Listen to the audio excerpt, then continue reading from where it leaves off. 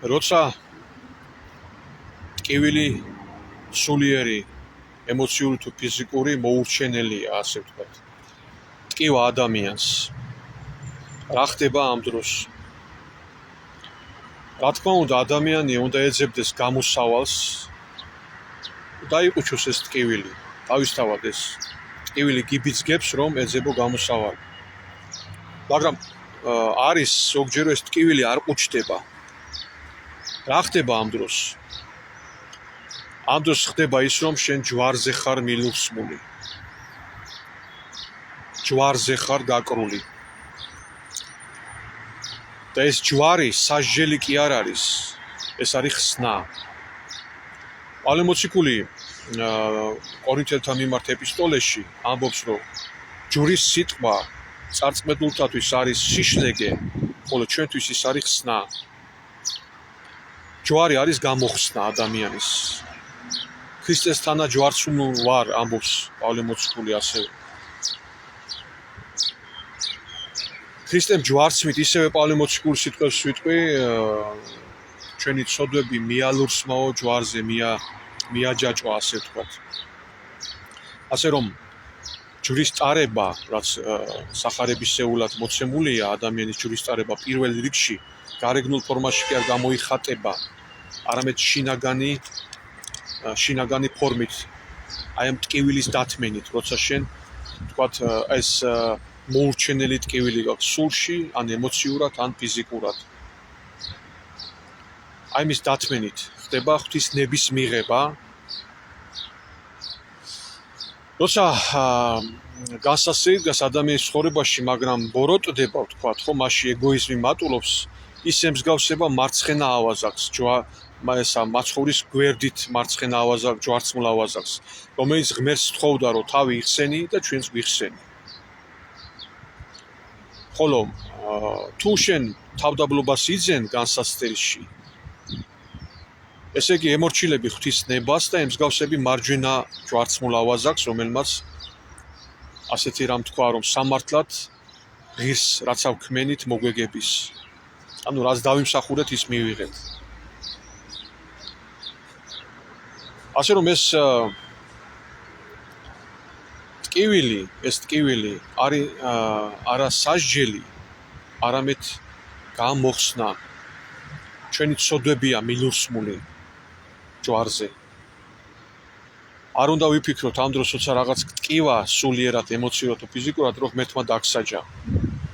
ან სხვაზე მაგალითად შეიძლება მოგვაყენა რაღაც ტკივილი სხვა ადამიანმა და ჩვენ დავინახეთ, რომ ის განსასწრებში ჩავარდა. არავითარ შემთხვევაში არ შეიძლება ფიქრი, რომ ის ღმერთმა დასაჯა.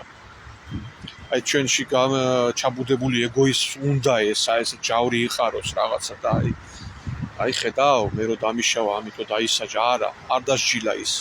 ის ღმერთმა ჯვარზე აიყვანა, რათა გამოიხსნას ცოდვებისგან. შენც მოგიწევს, როდისმე ჯვარზე ასვლა, ვერ ავწდებით ჩვენ ამას. ან მაგალითად, როცა ვხედავთ, რომ სადღაც ომია, ან დიდი კატასტროფაა რაღაც გლობალური, მაგალითად ბუნებრივი მიწისძვრა, ან წყალდიდობა, ან მეწყერი, ხო? სამწუხაროდ გამოჩნდებიან ხოლმე ადამიანები, რომლებიც ამბობენ, რომ აი ღმერთმა დასაჯა, იმიტომ რომ იქ ცოდვილები ცხოვრობენ. ტყუილია, ეს არის ძველი აღთქმისეული აზროვნება. ქრისტიანი ქვია, მაგრამ ძველი აღთქმისეულად აზროვნებს.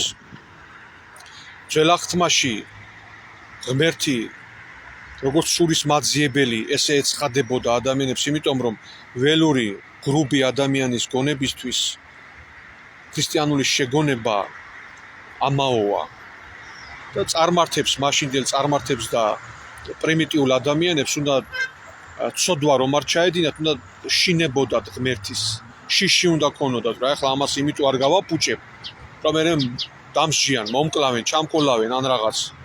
ამით აკავებდა ცოდვას, მაგრამ აი ამ რჯულის მეშვეობით ზრდიდა კაცობრიობას, რომ შემდეგ ქრისტე მიეღო.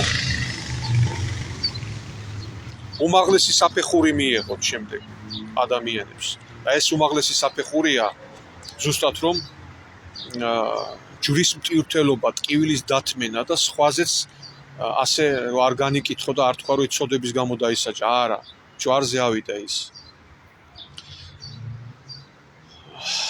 ასე რომ გასასწრებით ხდება ჩვენი გამოხსნა და არა დასჯა. პავლე მოციქული ერთ ადგილზე მეორე კორინთელთა მე-11 თავში იქ ლაპარაკობს თავის განსაცდელებზე.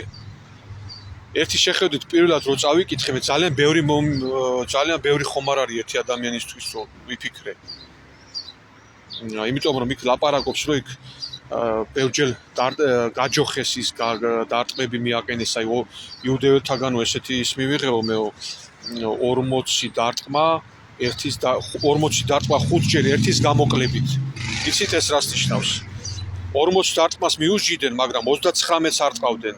რათა კიდე მიესაჯათ, იმიტომ რომ 40-ს რო დაარტყავდნენ, მეც ვეღარ მიუსჯიდნენ, ასე ვთქვათ. ამიტომ 39-ს ურტყავდნენ, რომ შემდეგ კიდე 40 დარტყმა მიესაჯათ. იქ რამდენჯერმე გემის ჩაძირვის კატასტროფაში მოყვა პავლე მოციქული, იქ დილეგში ვეგდეო ზოგჯერო განსაცდელი მივიღეო ცრუძმებშიო, ყაჩაღებთანო, უდაბნოშიო, ხან მშიერი ვიყავი, ხან მწყურვალი, ხან შიშველიო. მაგრამ ბოლოს ამბობს ესეთ ტექსტის ბოლოს რომ ესეთ რამეს რომ ჩემი ფიქრები იყო ეკლესიაზე ზრუნვით მაინც და დავიქადნით ჩემი უძულებით, რადგან ამ უძულებაში ღმერთი მაძლიერებს. ასე რომ როცა ჩვენ აი ხა ღმერთის ნებას ვღებულობთ, ტვირთულობთ, ხო ამ ჯვარცმას ვღებულობთ. ეს არ ნიშნავს რომ ღმერთი მიგვატოვებს. თუმცა შეიძლება შეიქმნას რაღაც მომენტში ისეთი შეხედულება, რომ თითქოს ღმერთმა დაგვტოვა, არა. მაცხოვარიც ხო ამბობს ერთ მომენტში მას ადამიანური კაცობრივი ბუნებით ეცვა ჯვარსის და ასეთ სიტყვებს ამბობს რომ ღმერთო ჩემო რად მიმატოვე. შეიძლება შეიქმნას ესეთი მომენტი, როცა გონია რომ ღმერთმა დაგვტოვა, მაგრამ არ გვტოვებს ის აუცილებლად შეგვეხიტება, გვაძლიერებს, ჯვრიდან არ ჩამოხსნის, მაგრამ გაძლევს ძალას რომ აიტანო.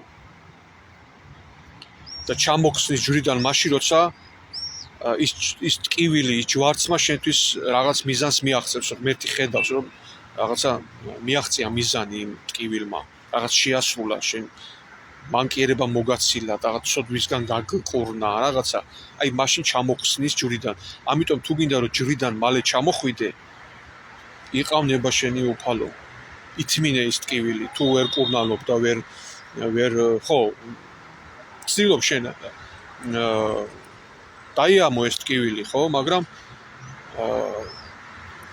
აი ეს ეგოიზმით ნუ გაექცევი, ნუ ცდილობ გაექცე ღმერთის ნებას და მიიღე, იყავნება შენი ღმერთო, რაც უფრო მალე იტყვი ამას, რაც უფრო მთლიანი შენი, ასე ვთქვათ, განცდით ამას დამორჩილდები ღმერთს, იმდენად მალე დაგიამდება ის ტკივილი, იმდენად მალე ჩამოხსნის ჯვრიდან.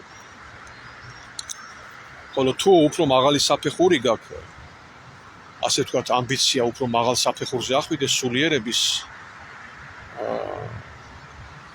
მუდამ ჯვარზე იქნები გაკრული იცოდე და აი ეს არის მაღალი საფეხური, ჯვარცმის ტვირთვა. აქაც პავლე მოციქული ამბობს, რომ მომეცა ეკალი სატანის ანგელოზი, რათა დამქეჯნოს, რომ არ გავმედიდურდე მეტისმეტი გამოცხადებებითო.